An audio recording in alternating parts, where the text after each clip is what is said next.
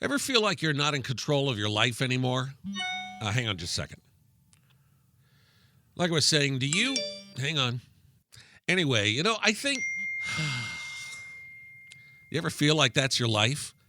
I thought all this tech was supposed to help us, not rule us. On today's show, author Maura Thomas is going to teach us how to take control of our tech and regain control of our lives on the One Simple Thing podcast. It's time to build a better business by building a better you. This is One Simple Thing. Welcome to the show. Dave Kirby with you as we head into episode 307 with my guest, Maura Thomas. I want to say thank you to those of you who are listening today. Thank you for those who passed the show on to others. And thank you for those of you who have rated and reviewed the podcast. You can do so the easiest way on your mobile device. Just go to your podcast app, pull up the search function, search for One Simple Thing with the number 1. Tap on the album art, and right there in the middle of the page, you'll see a tab for review, and you could leave us a rating and review there. I'd sure appreciate it. It helps other people find out about the show as well. Maura Thomas is with me today. She's a speaker and trainer on productivity, attention, and effectiveness. Her clients include the American Heart Association, Honeywell, Dell, and others. She's a TEDx speaker. She's founder of RegainYourTime.com. We'll have a link to that on today's show notes. And she's author of her book, Personal Productivity Secrets. Do what you never thought possible with your time and attention and regain control of your life. Maura, welcome back here to the One Simple Thing podcast. Having a great time, Dave. Thanks. Yeah, your book is really, really fascinating. And, I was surprised as I went through it. It is really in-depth, and it's very easy. And I love the fact that at the end of each chapter, you also kind of give action points. You give some summaries and ways that we could really put each of those principles into practice in our own lives, which I love. Thanks.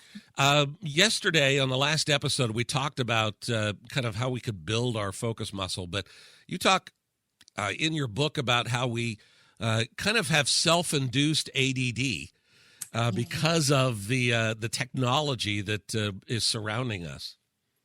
Yeah, the leading researchers in attention, which is a really hot field today, have actually come up with new terms to describe the ADD that we are essentially giving ourselves. Dr. Edward Hallowell, is one of the foremost researchers in attention, and he has said that it's almost impossible to know if someone has a clinical case of ADD or just a bad case of modern life. Mm-hmm. So yeah, we really need to take control of our own attention, and I think we can do that by, one way is to learn to control our technology. Most people I find never shut off their phone, including in the middle of the night. They leave it on their nightstand. They don't, most people don't put it on silent. It's only on vibrate, which isn't really silent, especially when it's on a wood table. Yeah, guilty as charged. Right? And so I don't think any of us walked into the store where we bought our phone and plunked down our $200 and said, here's my money so that anybody in the world can interrupt me all the time. And yet that's how we behave. We have forgotten as a society that our technology is there for our convenience. And we just let it interrupt us all the time, and we don't control it. Yeah, there's this tendency, if we get a text message, that I have to respond to it right now. Yes. And there's an expectation on the other end that if I don't, what's wrong with you? I even notice, like, if I text my wife and ask her a question, if she doesn't answer me within, a couple of minutes, I'm texting a little question mark like, hey, did you hear me? Yeah. And I think all that means is that we just have to reset expectations.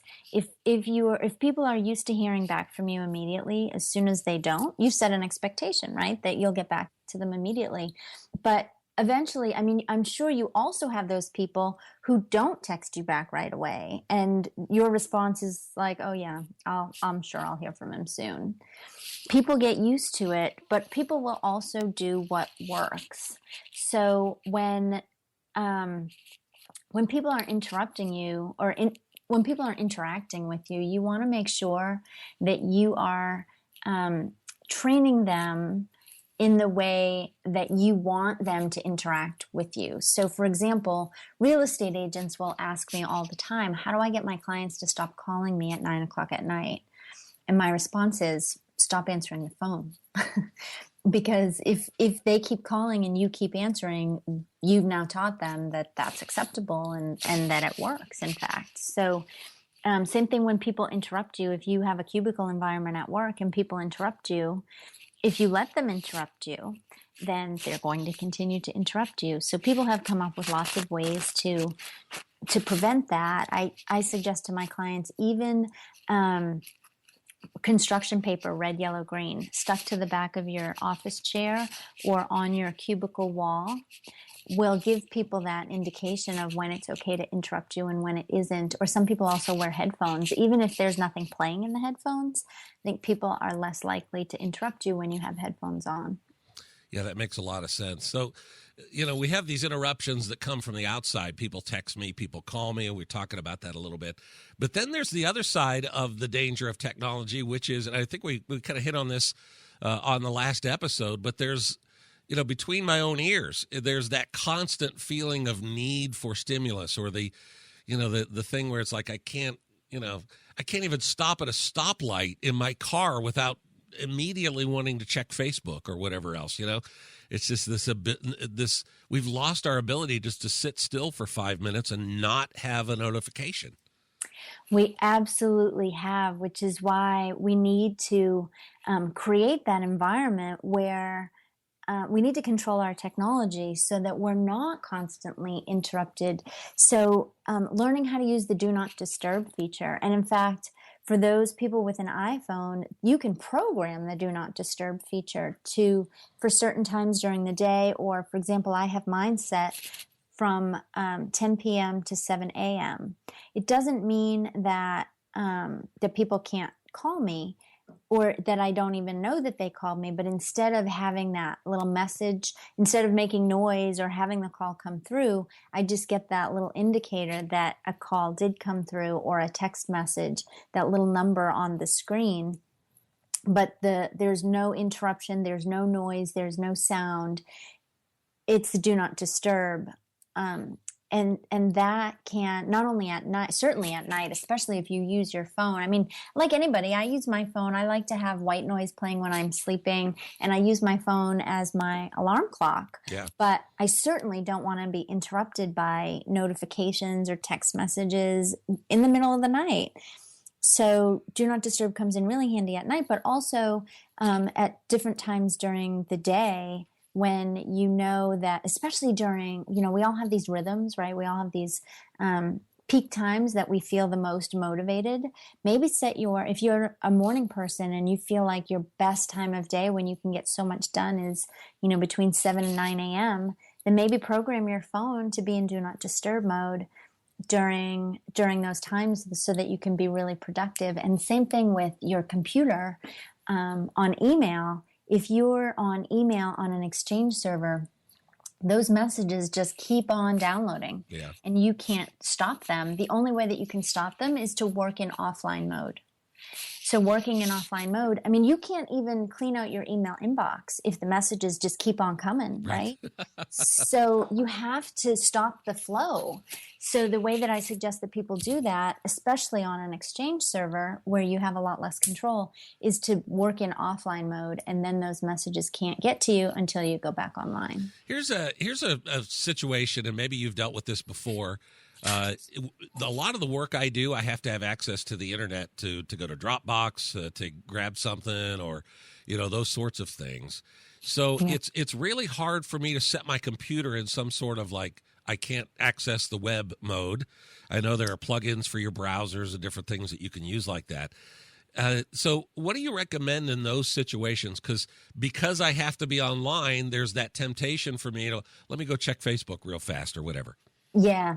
So if you're that's why I recommend that people use a local email server rather than like a local email client, rather than Google or something you can use Google for email, but I would recommend that you download it into into a program like Outlook or like Apple Mail or whatever, Thunderbird or whatever you happen to prefer, because then you have control. Like if you're on Google, the message is just, if you have a browser window, you access your mail from the web, the messages just keep coming without any control. So, for example, if you're on Outlook on an Exchange server, you put your Outlook in offline mode, but that doesn't disconnect your computer from the internet. It just puts Outlook offline.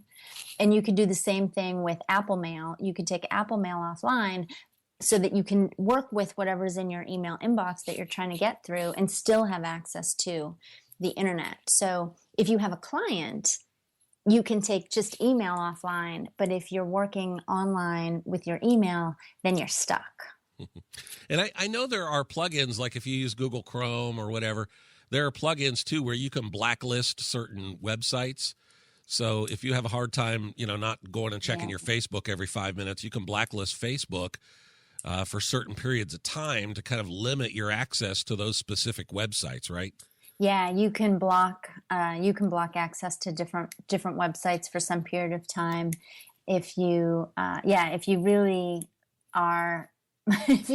need that much help, then yes, you can. I have a friend that's that bad. It's not me. It's my friend. That's what I thought. I didn't, of course. So where would you recommend that we start with this today? Where would you recommend that everybody else that struggles with this, not me, but everybody else, where would you recommend we start? Yeah, I mean, the most important thing is to take control of your technology. It's there for your convenience. Learn how to use the Do Not Disturb feature. Set your phone to silent without vibrate when you're places, when you're trying to get work done or when you're with other people. Turn it off or put it in airplane mode when you go to bed so that it won't interrupt your sleep. All those notifications, every time you load up an app, it says this app wants to send you push notifications. Say no. There are very few exceptions where you really need those things, but you don't need, breaking news, and you don't need, hey, somebody liked your post on Facebook. You don't need those things to get pushed to your phone, because then you'll just be interrupted all the time and it will be impossible for you to focus. Maura, thank you. It's a challenge for all of us. If there's a little bit of fear that comes in your heart when somebody suggests that maybe you turn your phone off during dinner, then maybe that's exactly what we do need to do, right? Exactly. Thank you for being with me. I look forward to talking to you next time. Thank you, Dave. So are you willing to do it? Are you willing to turn off the notifications on your phone, or even turn off the phone itself for a little while? I'm telling you, I have been trying to get better at not holding the phone in my hand 24 hours a day. In fact, I've been making a conscious effort lately to set a timer on my phone, and I know Maura and I talked about this. Set a timer on my phone and put it down, and I don't go back to it. In fact, I just sit with no other stimuli going on, no TV or no music, whatever, and just learn to sit still, learn to be quiet, learn to just listen to the sounds around you or whatever. I promise you can do it. Start with 5 minutes, go up to 10, maybe go up to 30 eventually, and it will make a big difference in your life. Maura is author of the book Personal Productivity Secrets. She's got a lot more great advice in her book. If you'd like to pick up your copy, you can do so at our website, onesimplethingonline.com. Right on the right-hand side of the page is a banner ad for Maura, and you click on it, it'll take you to her Amazon page. Again, it's at onesimplethingonline.com. We are working on a rebuild of the website, and it's slowly making some progress, so let me know what you think, either of the website or of the show. You can always email me, dave@onesimplethingonline.com with the number 1 in there. Hey, I appreciate you listening. Thank you so much, and I'll see you again next time as I talk once again with author Maura Thomas here on the One Simple Thing podcast.